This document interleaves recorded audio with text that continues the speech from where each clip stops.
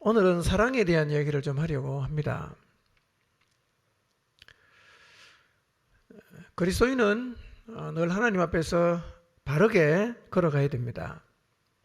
그런데 우리가 바르게 길을 걷지 못하도록 사단은 우리가 걷는 길 곳곳에 크고 작은 함정들을 많이 파놓았습니다.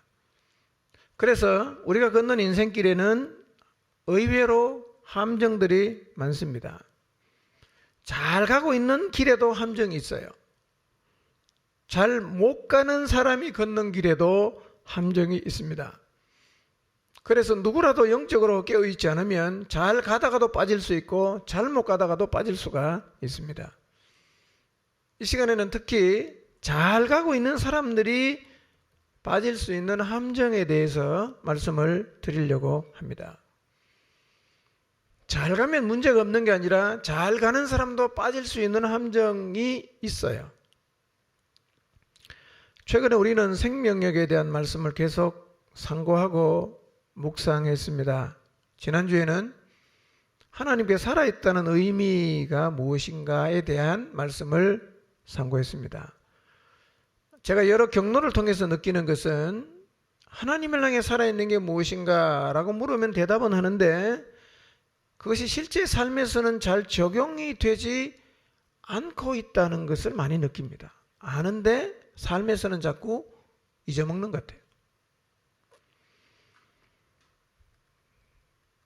예배가 끝나는 순간 진짜 예배가 시작이 되는 것입니다. 하나님을 향해 살아있는 것은 예배 드릴 때만 살아있으면 곤란합니다. 우리는 하나님을 향해 살아있어야 되는데 언제 살아있어야 되냐면 일상에서 살아있어야 합니다. 이게 진짜 살아있는 거죠. 집에서 하나님을 향해 살아있어야 되고 가족 관계 속에서 살아있어야 되고 직장에서 살아있어야 되고 사업 현장에서 하나님을 향해서 살아있어야 됩니다. 만약에 우리가 일상에서 직장에서 사업 현장에서 친구 관계 속에서 하나님을 향해 살아있지 않는다면 하나님을 향해 살아있다는 것은 아무런 의미가 없습니다.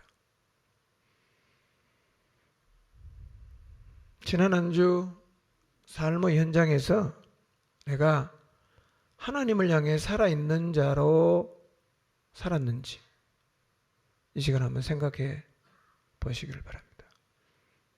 지난 한 주 여러분의 삶의 현장에서 하나님을 향해 살아있는 자로 사셨나요?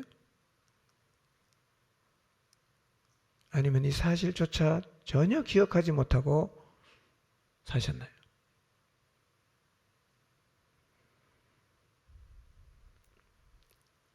삶의 현장에서 살아있어야 돼요.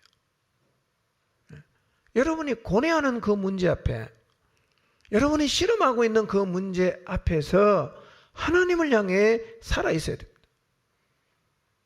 하나님을 향해 살아있다는 세 가지 의미 기억하실 겁니다.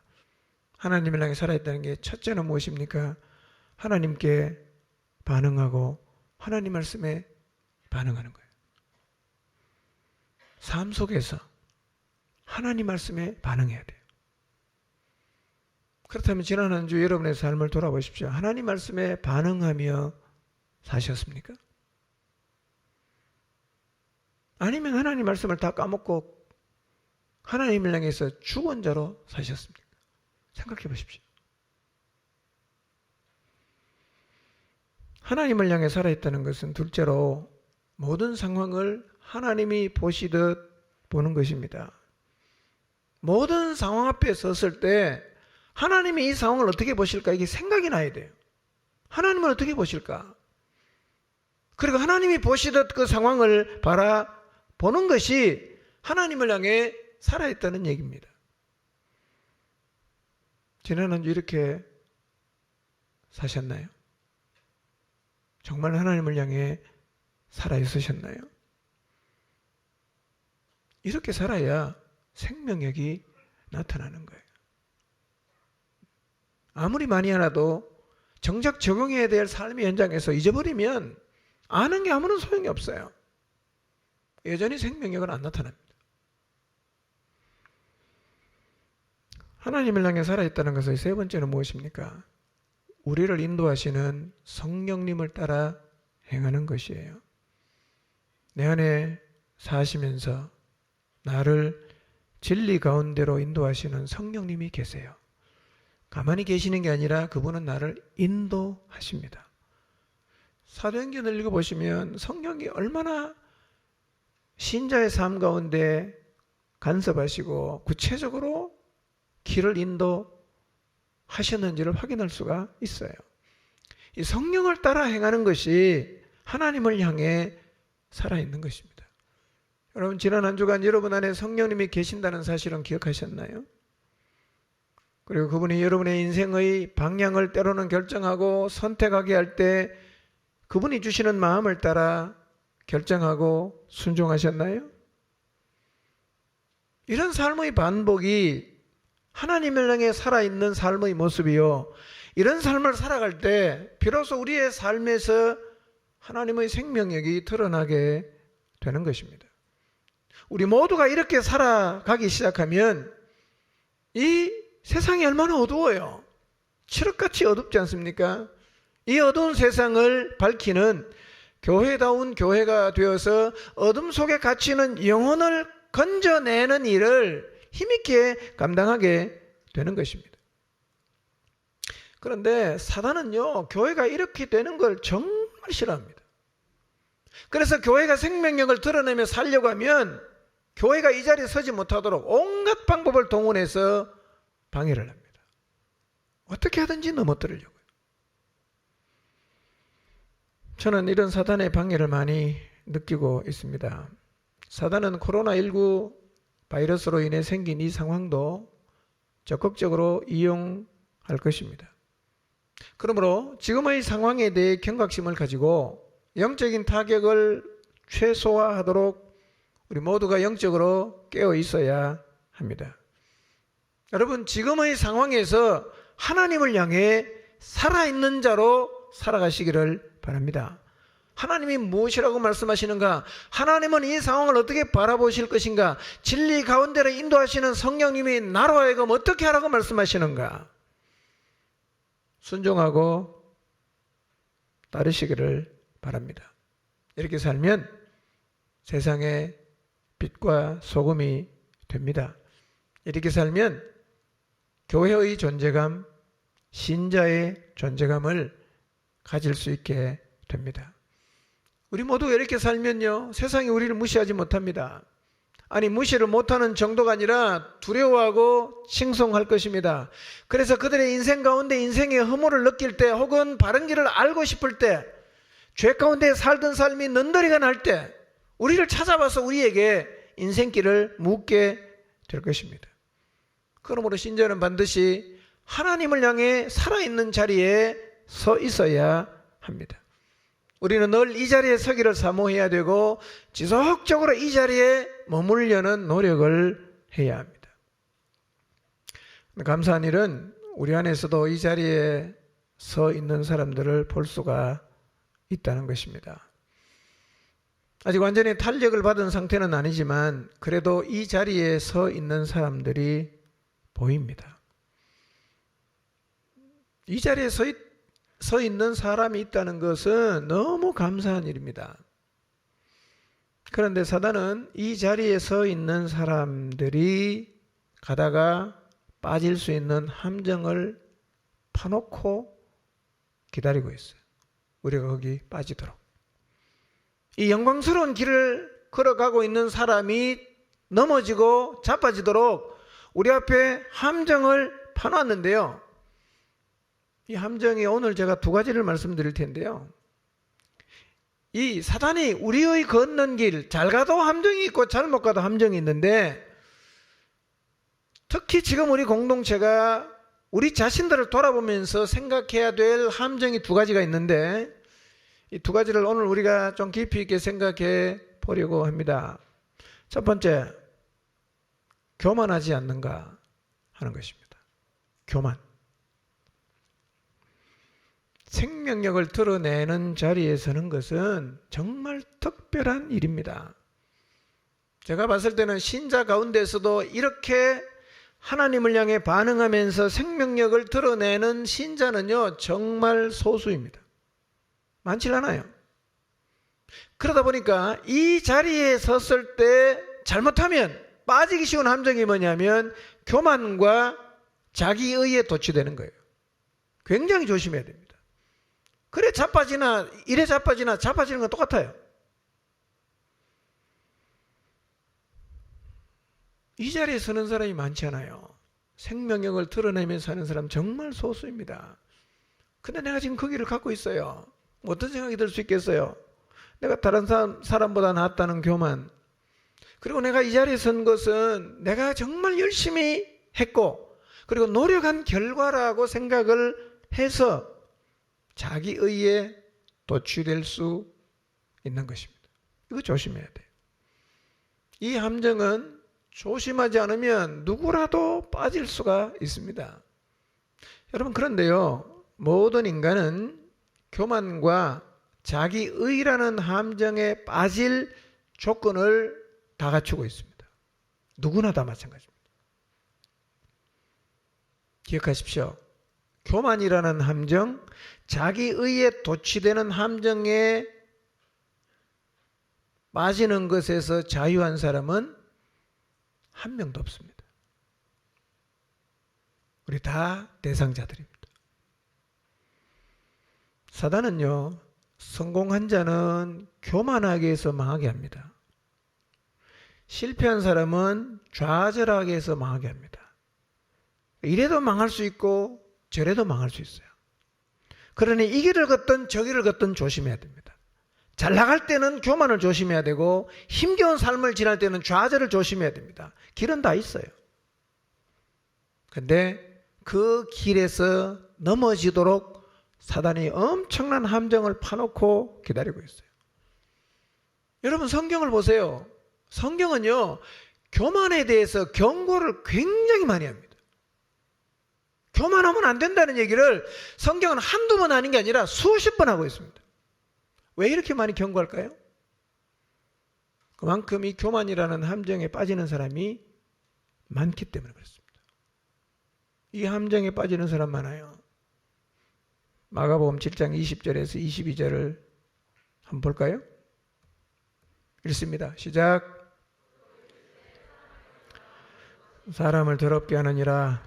속에서 곧 사람의 마음에서 나오는 것은 악한 생각, 곧 음란과 도둑질과 살인과 간음과 탐욕과 악독과 속임과 비방과 교만과 우매함이니 그랬어요.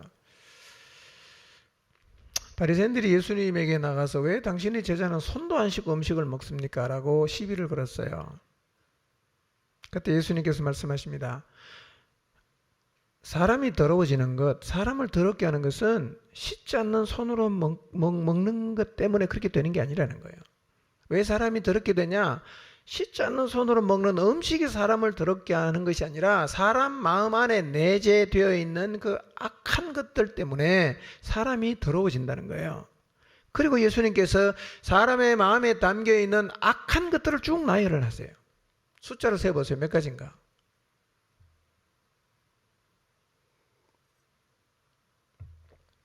몇 가지입니까? 안 보입니까? 12가지죠. 12가지. 예. 예수님이 12가지를 말씀하셨는데요. 이 말씀은 우리 마음 안에 담겨있는 악이 꼭 12가지다 이런 의미는 아니에요.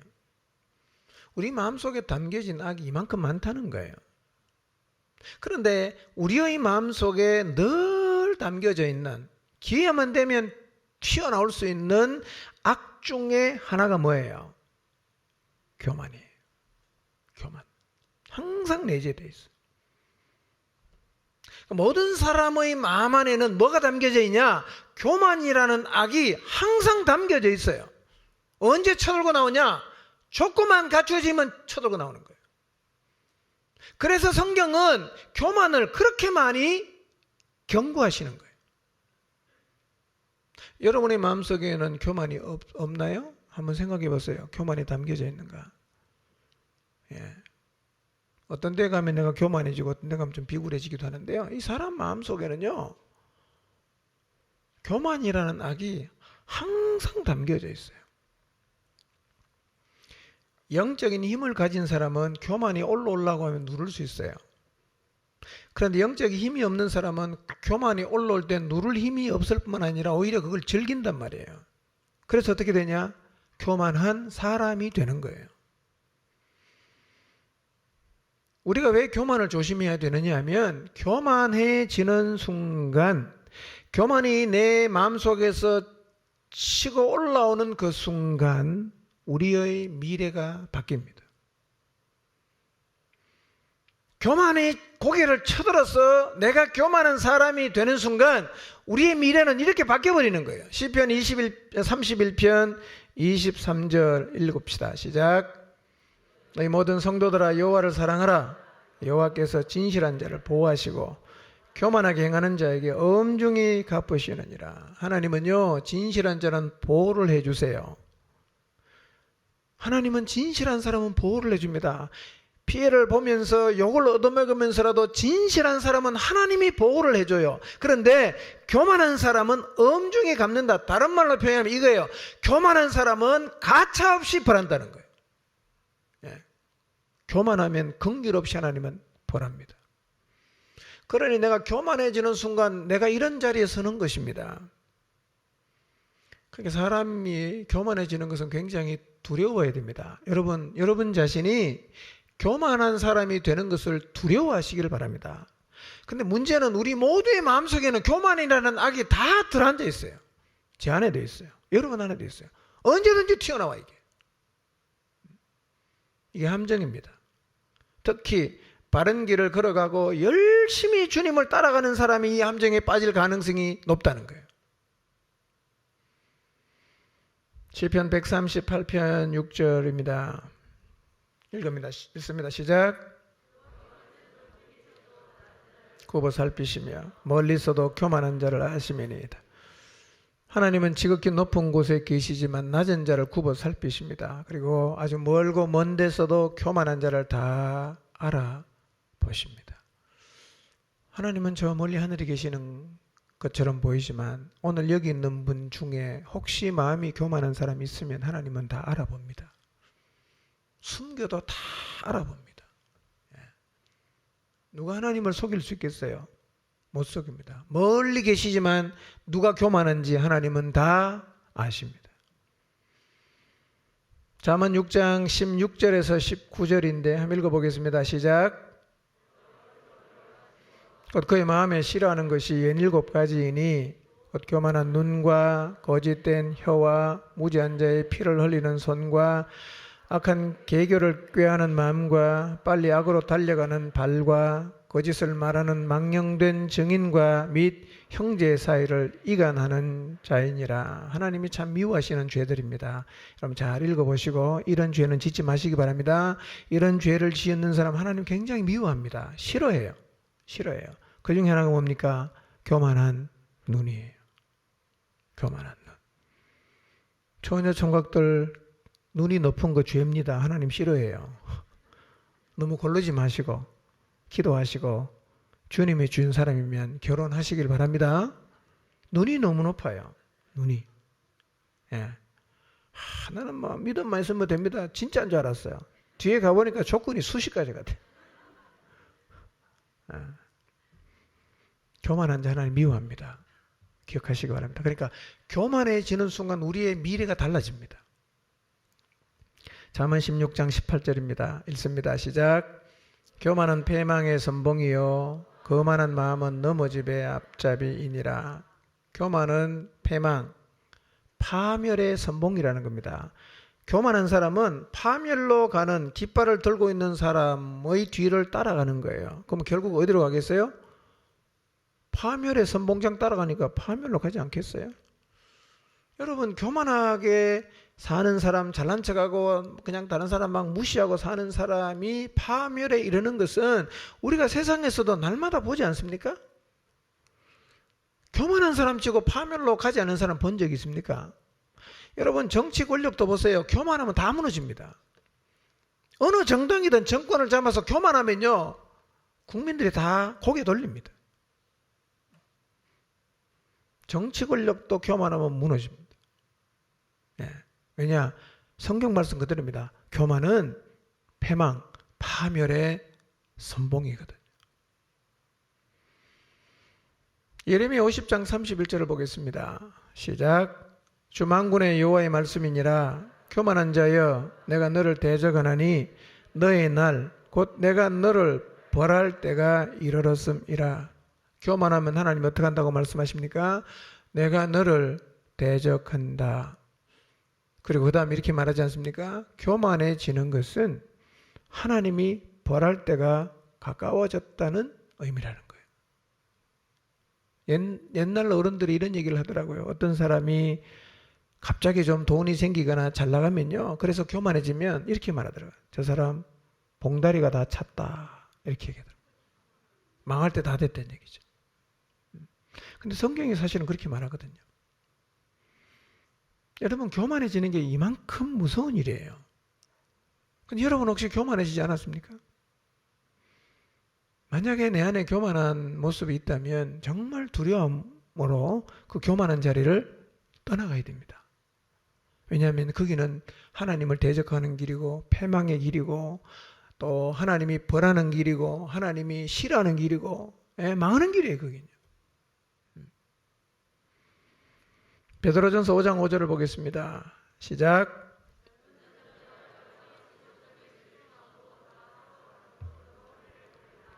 하나님은 교만한 자를 대적하시되 겸손한 자들에게는 은혜를 주시느니라. 여기서도 말씀합니다. 하나님은 교만한 자는 어떻게 한다고요? 대적하는 거예요. 교만은 하나님하고 적이 되는 것입니다. 그 반대로 겸손한 자에게 뭐가 있습니까? 하나님의 은혜가 있어요. 여러분, 겸손하게 살아보세요. 뭘 경험하느냐? 하나님의 은혜를 경험합니다. 이 외에도 성경에는 교만에 대해 경고하는 말씀이 너무 많지만, 그래도 제가 꽤 많은 성경 구절을 읽어 드리는 것은 하나님이 교만을 얼마나 싫어하시는가, 그리고 교만의 결과가 얼마나 무서운가를 확인시켜 드리기 위해서였어요. 교만한 사람이 되는 건 참 어리석은 거예요. 곧 망하거든. 자, 그러면 한번 생각해 봅시다. 여러분 자신이 교만한 사람이라고 생각하십니까? 아니면 겸손한 사람이라고 생각하십니까? 스스로 한번 생각해 보세요. 나는 겸손한 사람인가? 교만한 사람인가?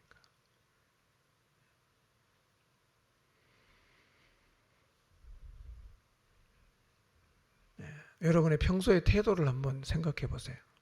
목장식구한테 대하는 태도나 직장 가서 대하는 태도나, 나는 겸손한 사람인가? 교만한 사람인가? 그런데요, 재밌는 사실은 교만한 사람은 자기가 교만한 것을 되게 몰라요. 잘 모릅니다. 진짜 교만한 사람은요, 오히려 자기가 겸손하다고 생각합니다. 나 겸손하다고. 이 교만한 자세가 바뀌기가 쉽지 않아요. 저도 이 말씀 준비하며 생각해 봤어요. 내가 교만한 사람일까? 그럴 수도 있겠다는 생각이 들었어요. 그럴 수도 있겠다. 왜냐하면 교만의 정의를 보니까 그래요. 교만이 뭐냐면요, 교만은 휘페레파노스라는 말인데요, 교만한, 자랑하는 이라는 뜻을 갖고 있는데요, 이 말의 뜻은 이거예요. 남들 위로 자기 모습을 나타내는 이 교만이에요. 남들 위로 자기 모습을 나타내는 이게 혹시 말씀이 어렵게 느껴질까 봐 여러분이 금방 이해할 수 있는 쉬운 말로 제가 설명했습니다. 뭐가 교만이냐? 너하고 나하고는 급이 다르다 는 생각을 하는 사람은 교만한 사람이에요. 근데 이런 생각하기 얼마나 쉬워요? 쉽거든요. 네하고 나하고는 급이 다르다. 감히 네가 나하고 견주냐? 이게 교만이거든. 하나님 이거 정말 싫어하신답니다. 이런 관점으로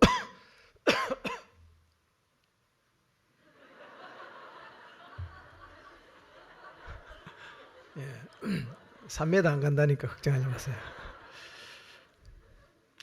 이런 관점으로 생각해 보니까 야, 나도 참 교만한 사람일 수 있겠다, 뭐 이런 생각이 들었어요. 너하고 나하고는 급이 다르다, 이런 생각을 한 번도 안 해보신 분 계십니까? 예. 가끔 드는 생각은 저는 교만이라고 말하고 싶진 않아요. 왜냐하면 사단이 계속 생각을 집어넣으니까. 근데 그 생각을 받아들여서 늘 그렇게 믿고 사는 사람은 교만한 사람이에요. 나는 나하고는 급이 달라, 너 나하고 같이 놀려고 하지 마. 이게 교만이에요. 이 교만이라고. 교만하면 어떻게 된다고요? 우리의 미래가 바뀝니다. 일단 하나님이 대적해요. 하나님이 가차없이 벌합니다. 쓰지도 않아요, 하나님은. 우리는 이런 착각을 하거든요. 내가 훌륭하기 때문에 하나님이 쓴다고 생각하는데요. 여러분, 하나님이 사람을 창조하신 분인데 쓸 사람이 얼마나 많겠어요. 그래서 수많은 사람 가운데 하나님이 어떤 사람 쓰냐? 아무리 능력이 많아도 교만한 사람은 쓰질 않습니다. 누굴 씁니까? 겸손한 사람 써요.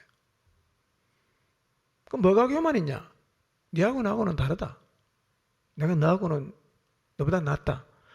이 생각 자체가 성경에서 말하는 교만의 정의예요. 자, 그렇다고 보면요, 누가 이 교만의 함정에 빠지겠습니까? 누가 자기 의에 도취되고 스스로 자기 자신을 남들 위에 두겠어요? 누가? 그만큼 살아낸 사람이에요. 살아낸 사람, 그리고 삶의 결과가 있는 사람이에요.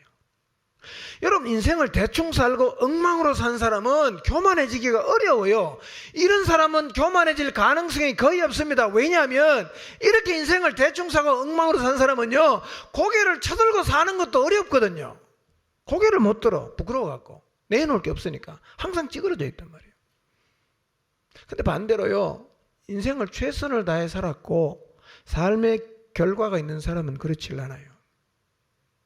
우리 모두는 어쩌면 누군가로부터 니 참 너무 잘난 척한다 라는 얘기를 들은 적도 있을 것이고, 또 다른 사람을 향해서 야, 너 좀 잘난 척하지 마 라는 얘기를 한 적도 있을 거예요. 근데 여러분, 인생을 살아보니까 누가 잘난 척하던가요? 누가 잘난 척하던가요? 누가 교만하던가요? 여러분, 가끔씩은 잘나지도 못했는데 잘난 척하는 사람이 있긴 한데요, 이런 잘난 척은 무시하기 때문에 별로 중요하잖아요. 다 무시하잖아. 듣지도 않아, 그런 얘기는. 근데 되게 잘난 척하는 사람이 어떤 사람이냐면 진짜 잘난 사람입니다. 잘났으니까 잘난 척하는 거예요. 누가 잘난 척하냐? 잘 나가는 사람. 누가 잘난 척하냐? 잘난 사람이 잘난 척합니다. 근데요, 잘난 것은 문제가 되질 않아요. 잘 나가는 것도 절대로 문제가 되지 않습니다. 우리 중에도 잘난 사람이 있고 잘 나가는 사람이 있고 승승장구하는 사람이 있는데요, 감사한 일이죠. 더 잘 나가시기 바랍니다. 더 승승장구하시기 바랍니다. 문제는 뭡니까? 잘난 게 문제가 아니고 잘 나간 게 문제가 아닙니다. 잘난 척하는 게 문제인 거예요. 다르게 표현하면 교만해지는 게 문제라 이 말입니다. 여러분, 예수님 믿는 사람 잘 돼야 되잖아요. 승승장구해야죠. 하나님이 주신 은혜와 복 많이 받아야 됩니다. 그런데 그런 때라도 뭐는 하면 안 돼요? 잘난 척은 하면 안 된단 말이에요. 교만하면 안 된단 말이에요. 왜? 그건 망하는 길이기 때문에.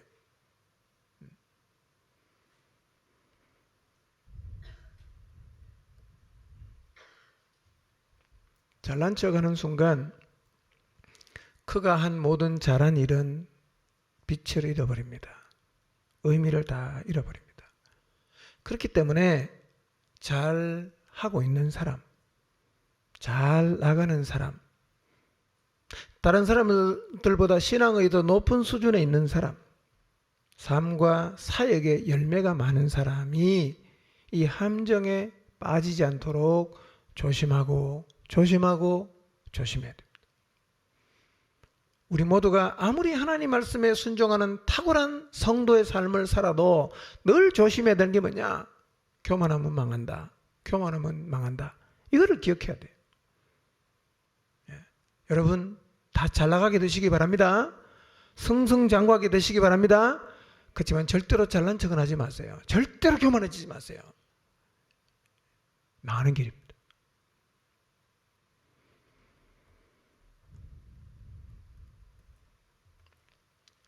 그래서 지금의 상황에서 우리가 첫 번째로 기억해야 될 게 뭐냐?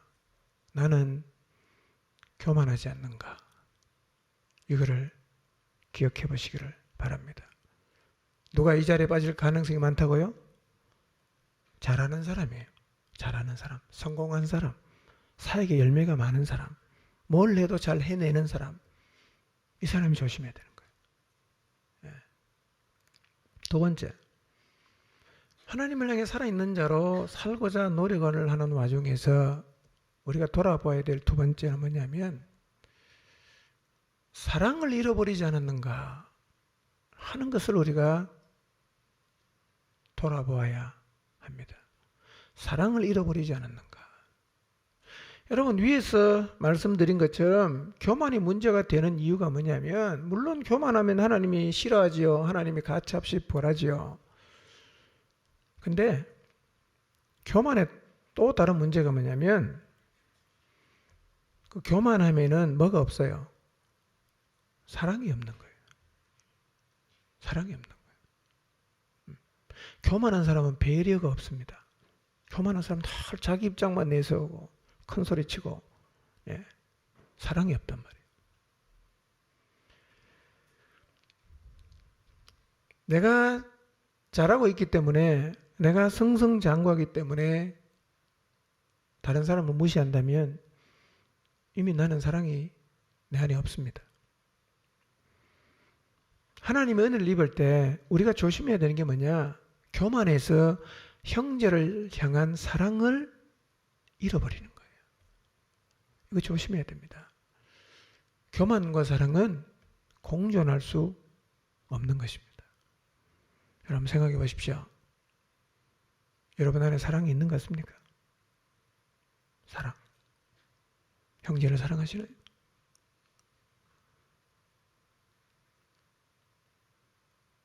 미워하는 사람 한번 떠올려 보세요. 미워하는 사람. 네. 1, 2, 3, 4, 5, 6. 자. 사랑하는 사람 한번 떠올려 보실래요?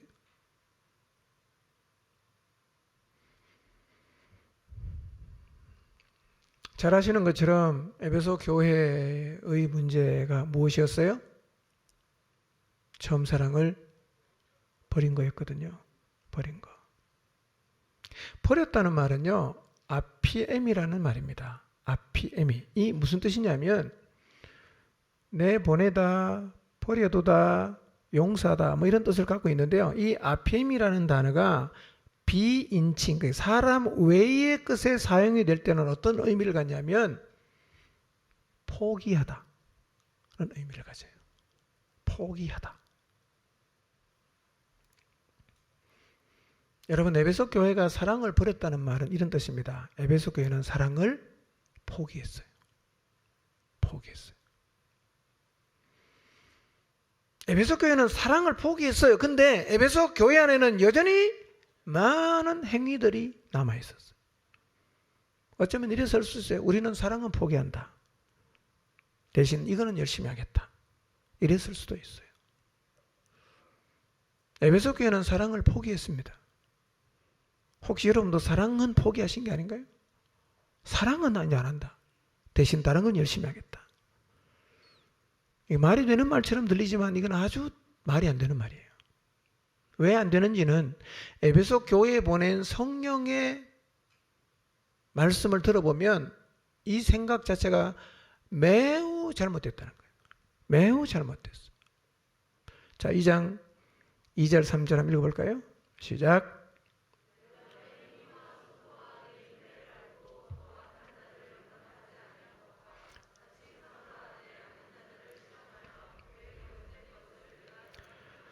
또 내가 참고 내 이름을 위하여 견디고 게으르지 아니한 것을 아노라. 그러나 너를 책망할 것이 있나니 너의 처음 사랑을 버렸느니라. 여러분, 자, 성경을 잘 보세요. 에베소 교회에 아직도 남아있는 행위가 뭔지를 보세요. 아직도 열심히 하고 있는 행위가 있어요. 수고 열심히 합니다. 인내하고 있잖아. 악한 자 용납하지 않잖아. 그 당시에는 가짜 사도가 많았거든요. 그 가짜 사도가 와서 내가 사도라고 하면 정확하게 밝혀내요. 시험을 해보고 이놈은 가짜다 밝혀내는 굉장히 성경 지식도 많고 지혜롭고 탁월한 교회. 잘 참아요. 고난도 잘 견딥니다. 낙심도 안 해요. 대단하지 않습니까? 근데 이 교회의 문제가 뭡니까? 사랑은 포기했어요. 우리 사랑은 포기한다. 대신 다른 거는 열심히 하자. 어쩌면 이것이 에베소 교회가 주장한 이슈였어요. 우리는 사랑은 포기한다. 대신 다른 거는 열심히 한다. 여러분, 이 말씀을 뒤집어보면 어떤 뜻이 있습니까? 사랑을 포기해도 수고와 인내와 가짜를 밝혀낼 수 있는 탁월함과 상황을 견디고 낙심하지 않은 행위를 가질 수가 있다는 얘기입니다. 그러니까 사랑을 포기해도 이런 신앙적 많은 행위들을 충분히 가지고 있을 수 있다는 거예요. 그런데 성령께서 주시는 말씀이 뭐냐? 네가 그런 거 아무리 많이 갖고 있어도 사랑을 포기한 것은 너무나 심각한 문제다 라고 말씀하시는 거예요. 여러분, 혹시 이런 생각이나 이런 말을 내뱉으신 적은 없는지 모르겠어요. 저 열심히 하겠습니다. 근데 저보고 사랑하라는 말은 하지 마십시오. 이런 말 해보신 적 있어요? 나 열심히 하겠습니다. 다른 건 다 하겠습니다. 사랑을 한 말은 저한테 하지 마십시오. 여러분, 이 말은 성도가 해서는 되는 말입니까? 안 되는 말입니까? 안 되는 말입니다. 왜 그러냐? 5절을 보겠습니다. 읽겠습니다. 시작. 그러므로 어디서 떨어졌는지를 생각하고 회개하여 처음 행위를 가지라. 만일 그리하지 아니하고 회개하지 아니하면 내가 내게 가서 내 촛대를 그 자리에서 옮기리라. 자, 성령께서는 에베소 교회 안에 이렇게 훌륭한 행위들이 많이 있었음에도 불구하고 회개를 촉구하시는데, 뭘 회개하라고 하시냐? 행위가 적다고 회개를 촉구하시는 게 아니라 너희가 처음 사랑을 포기한 것을 회개하라고 말씀하십니다. 처음 사랑을 포기한 걸 만약에 너희가 회개하지 않으면 내가 촛대를 옮긴다, 이렇게 말씀하시는데요. 이 말은 사랑을 포기해도 훌륭한 행위가 있지만, 그러나 사랑을 포기하면 우리 주님은 뭘 옮긴다고요? 촛대를 옮긴다는 거예요. 그러니까 우리의 인식과 성령님이 갖고 있는 인식이 달라요. 우리는 이렇게 생각하죠. 사랑을 포기해도 훌륭한 행위가 많으면 문제가 안 된다. 우리가 이렇게 인식하잖아요. 근데 성령님이 갖고 있는 인식은 완전히 달랐어요. 행위가 많아도 사랑이 없으면 나는 너하고 끝장내겠다. 더 이상 너를 쓰지 않겠다. 이게 누구 인식입니까? 하나님의 인식이요. 우리 인식은요, 사랑 없으면 어때? 열심히 하면 되지. 라는 인식을 갖고 있다는 거예요. 누구게 맞아요? 당연히 성령님이 갖고 있는 거 맞겠지. 예. 그 인식을 바꿔야 돼요. 저는 사랑하는 거 빼놓고는 다 하겠습니다. 이런 말 하면 안 돼요. 왜냐하면 사랑 빼놓고 다른 거 다 해도 하나님은 촛대를 옮기기 때문에.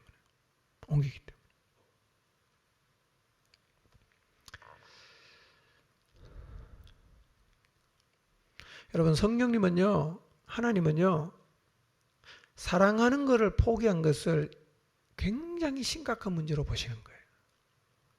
우리가 아무리 열심히 영혼을 섬기고 열심히 살아도 형제를 사랑하는 이 사랑을 포기했다고 하면 이것은 아주 심각한 문제라는 거예요. 이것도 결국은 바른 길을 걷는 사람이 빠지도록 사단이 파놓은 함정이에요. 사랑 포기해도 괜찮다, 열심히 하면. 이게 틀린 생각입니다. 아주 틀린 생각이에요.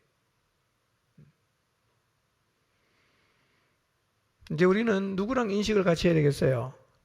성령님하고 같은 인식을 가져야 돼요. 예. 세상과 같은 인식이 아니라 성령님하고 같은 인식을 가져서 내 안에 만약에 사랑이 없다, 이거를 스스로 심각하게 받아들여야 됩니다.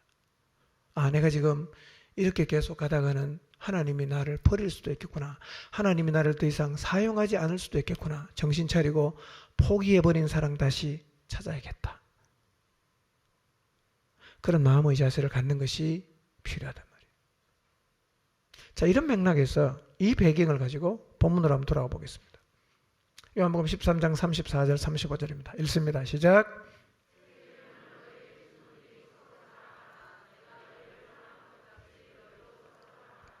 너희가 서로 사랑하면 이로써 모든 사람이 너희가 내 제자인 줄 알리라 그랬어요. 자, 13장에 보면 예수님께서 세족식을 해요. 제자들의 발을 씻기십니다.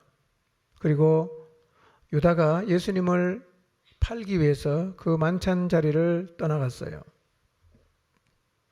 그 다음 예수님께서 제자들에게 새로운 계명을 주셨어요. 그 새로운 계명이 무엇인가? 새 계명을 너희에게 준다. 서로 사랑해라. 새 계명을 너희에게 준다. 서로 사랑해라. 사랑의 수준도 정해놨어요. 어떻게 사랑하라 말씀하십니까?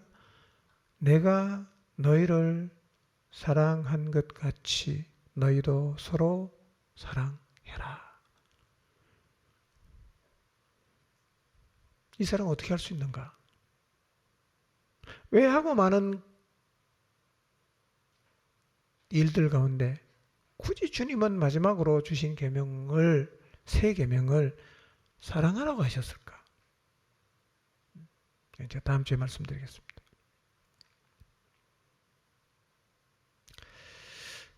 자, 그러면 새 계명을 줬으면 뭐도 있겠어요? 에?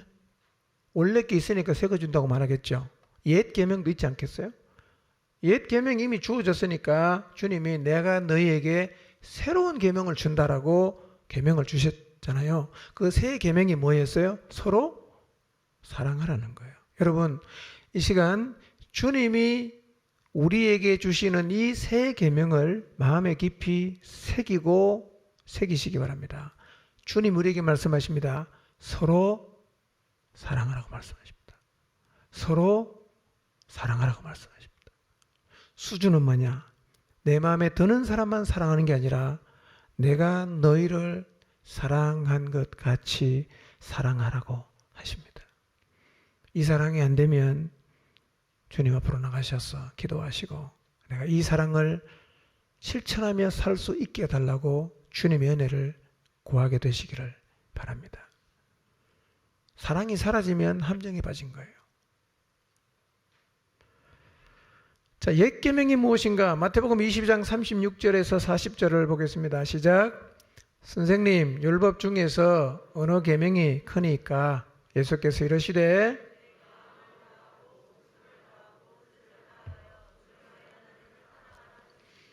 이것이 크고 첫째 되는 계명이요 둘째도 그와 같으니 내 이웃을 내 자신같이 사랑하라 하셨으니 이 두 계명이 온 율법과 선지자의 강령이니라 그랬어요. 자, 옛 계명을 예수님이 두 개로 요약했어요. 사실은 이 질문 자체는 바리새인들이 예수님을 시험에 들게 하려고 주님이 하나님이 주신 계명의 경중이 뭐냐라고 물어서 시비를 걸려고 이렇게 질문했어요. 그때 예수님께서 대답하십니다. 두 개죠. 첫째는 뭐냐? 마음을 다하고 목숨을 다하고 뜻을 다하여 하나님을 사랑하는 것이다. 하나님을 사랑하는 것이다. 옛 계명의 첫째가 하나님을 사랑하는 것이다. 둘째는 뭡니까? 이웃을 네 자신처럼 사랑하는 것이다. 이렇게 옛 계명을 요약을 하셨어요. 첫째는 하나님 사랑, 둘째는 이웃을 내 자신처럼 사랑하는 것이다 라고 말씀하셨어요. 그 다음에 40절에 예수님이 뭐라고 말씀하시냐면 이 두 계명이 온 율법과 선지자의 뭐다? 강령이니라 이렇게 말씀하셨어요. 이 강령이라는 말은요 크레만 뉘미라는 말인데요 매달다라는 뜻이 있어요. 매달다. 이 말씀을 직역하면 이런 뜻입니다. 모든 율법과 선지자가 이 두 계명, 즉 하나님 사랑과 이웃 사랑에 매달려 있다라고 번역할 수가 있다는 거예요. 이 두 계명이 율법과 선지자의 강령이라는 말의 의미가 뭐냐면 옛 계명도 선지자의 가르침도 다 어디에 매달려 있다고요? 하나님 사랑하고 이웃 사랑하라는 이 기초에 다 매달려 있다는 말입니다. 예. 에베소 6장에 보면 진리의 허리띠 있죠? 이 진리의 허리띠는 허리끈이 아니고 군인들이 매는 요즘 말하면 탄티라는 건데요. 거기 보면 다 매달지 않습니까? 그렇죠? 마찬가지로 율법이든 선지자든 새 계명이든 다 어디에 달려 있습니까? 하나님을 사랑하고 이웃을 사랑하라는 여기에 다 매달려 있다는 거예요. 그러니 예나 지금이나 하나님이 우리에게 주신 가장 큰 계명이 뭡니까? 하나님 사랑하고 이웃 사랑하라. 이게 다 매달려 있다는 거예요. 하나님 사랑해라, 이웃 사랑해라. 그래서 예수님께서 제자들에게 새 계명을 주시면서 하시는 말씀이 뭐냐면 이제 너희가 어떻게 하라? 서로 사랑을 하는 거예요. 너희가 서로 사랑하면 사람들이 너희가 사랑하는 모습을 보면서 뭘 알게 된다고요? 너희가 내 제자라는 사실을 알게 될 것이다. 이런 얘기입니다. 제자의 표식이 뭔가 뭘 보면 주님의 제자인 것을 알 수가 있는가? 예수님은 그게 뭐라고 말씀하십니까? 사랑이라고 말씀하십니다. 세상 사람들이 우리가 서로 사랑하며 살아갈 때 저 사람들 그들의 표현대로 하면 예수제이다 이렇게 본다는 거예요. 그리스도의 제자라고 본다는 것입니다. 그런데 만약에 우리가 많은 일들을 탁월하게 감당해내고 성과와 결과를 얻어낸다고 해도 만약에 우리 안에서 사랑을 잃어버리면 뭘 잃어버린 겁니까? 제자의 표식을 잃어버리는 것입니다. 그리고 하나님 우리에게 주신 가장 중요한 명령을 잃어버린 것입니다. 사랑해야 돼요. 여러분, 우리가 아무리 헌신을 해도 냉철한 판단력을 가져도 인내해도 견뎌도 사랑하지 않으면 주님의 제자라고 할 수가 없단 말이에요. 사랑하지 않으면. 사랑하시기 바랍니다. 그래서 이 주님의 제자들이 몸을 이루고 있는 교회에서 나타나야 되는 풍경이 무엇인가? 서로 사랑하는 사랑이 넘치는 풍경입니다. 그래서 가장 추한 교회의 모습이 무엇인가? 싸우는 거예요. 사랑 안 하는 거예요. 이게 가장 추한 것입니다. 교회는요, 예수님이 주신 말씀처럼 사랑이 넘치는 곳이 되어야 합니다. 이 시간 이런 관점으로 우리 자신들을, 우리 공동체를 한번 돌아봅시다. 우리는 지금 서로를 사랑하고 있을까요? 가장 가까이는 여러분의 목장을 돌아보시는 게 좋아요. 여러분 목장 식구 사랑하십니까? 마음에 드는 사람은 사랑하는 게 되게 쉬워요. 언제나 사랑하기 힘든 사람이 누굽니까? 마음에 잘 안 드는 사람, 내 취향에 안 맞는 사람, 이 사람 사랑하기 참 어려워요. 사랑하십니까? 사랑의 수준을 예수님이 정해주셨잖아. 내가 너희를 사랑한 것 같이. 그분이 언제 우리를 사랑하셨어요? 배반하고 거역하고 떠나갔을 때 그분이 우리를 사랑하셨어요. 이렇게 우리 보고 사랑하라는 거예요. 이렇게 사랑하지 않으면 아무리 잘 나가도 함정에 빠진 거예요. 함정이 많을 거예요. 여러분이 걷는 길에 함정이 많아요. 오늘 두 가지 말씀드렸어요. 하나는 뭡니까? 교만이라는 함정이에요. 두 번째는 뭡니까? 사랑 없음이라는 함정이에요. 여러분 지체를 사랑하십니까? 여러분을 힘들게 하는 그 사람을 사랑하시나요? 근본적으로 여러분 마음 안에 사랑이 있는가를 한번 돌아보시기를 바랍니다. 사랑. 주님이 우리에게 주신 새 계명이 있어요. 그게 뭔가? 서로 사랑하는 거예요. 서로 사랑하는 것. 우리는 서로를 사랑해야 합니다. 옆에 사람 돌아보실래요? 네. 미운 사람도 있겠죠? 사랑해야 됩니다. 여러분, 예수님처럼 사랑해 보세요. 성숙해집니다. 예수님처럼 사랑하려면요, 기도 많이 해야 될 거예요. 왜냐하면 노력해도 안 되거든, 이게. 부어져야 되는 거예요. 너무 미운데 어떻게 사랑해요? 이 말씀 순종하려고 하면 자동적으로 우리의 삶이 성숙되고 우리의 좁은 내면이 넓혀지는 기적 같은 일들이 일어날 거예요. 사랑을 잃어버린 것이 얼마나 심각한 문제인지 우리가 앞에서 살펴봤어요. 많은 행위가 있지만 사랑을 잃어버린 에베소 교회를 향해서 내가 촛대를 옮기겠다. 이것이 사랑을 잃어버린 교회를 향한 성령님의 인식이었습니다. 저는 최근에 우리 공동체 안에서 사랑이 있는지에 대해서 많이 생각하고 있습니다. 우리가 주님을 사랑하고 주님을 위해 살고자 하는 마음을 되게 갖고 있어요. 영혼을 사랑하고 교회를 세우려는 마음도 제가 보니까 되게 다 갖고 있어요. 그런데 그런 열정이 있는 것에 반해서 언제부터인가 서로를 사랑하는 모습이 부족하다라는 느낌을 저는 자꾸만 받습니다. 이 뭔가 자꾸 사랑이 우리 안에서 없어지고 있다. 이런 느낌을 계속 받아요. 여러분, 사랑을 포기하고 다른 행위를 하는 것 때문에 절대로 만족하시면 안 됩니다. 사랑을 포기한 것을 어쩔 수 없다고 생각하거나 그런 거 나하고 체질이 안 맞다 이렇게 말해도 안 됩니다. 사랑은 개인의 취향이나 체질이 아니에요. 하나님의 명령입니다. 모든 것이 거기다 다 매달려 있어요. 율법도 선지자도 세계명도 다 하나님 사랑, 이웃 사랑 그 강령 속에 다 달려 있다는 것입니다. 이 시간 우리의 모습을 한번 하나님 앞에서 돌아봅시다.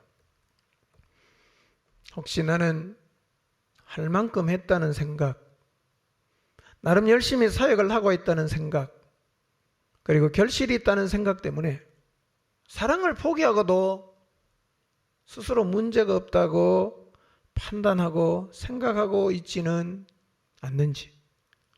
이 정도면 됐지, 사랑까지 난 그나 못해. 근데 체질이 안 맞아. 이 사탄의 말입니다. 하나님 말씀과 정반대로 얘기하는 거예요.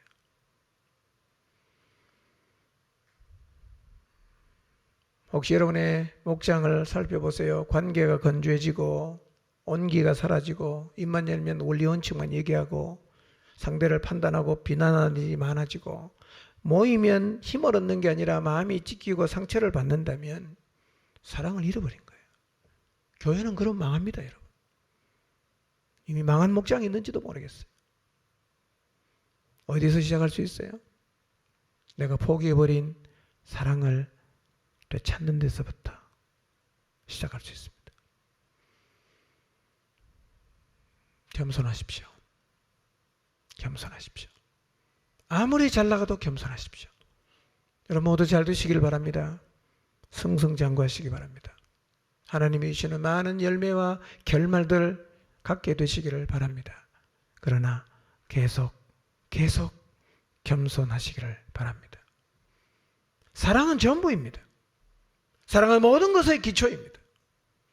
오늘 우리가 다시 찾아야 할 것, 잃어버린 사랑입니다. 혹시 사랑을 포기하고 다른 행위로 만족하고 있다면 하나님 앞에 나가셔서 사랑을 포기한 걸 회개하시길 바랍니다. 그리고 주님 우리에게 주신 새 계명이 무엇인지 다시 한번 기억하고 서로를 사랑하는 참 사랑을 되찾고 회복하게 되시기를 주님의 이름으로 축원합니다. 기도하겠습니다.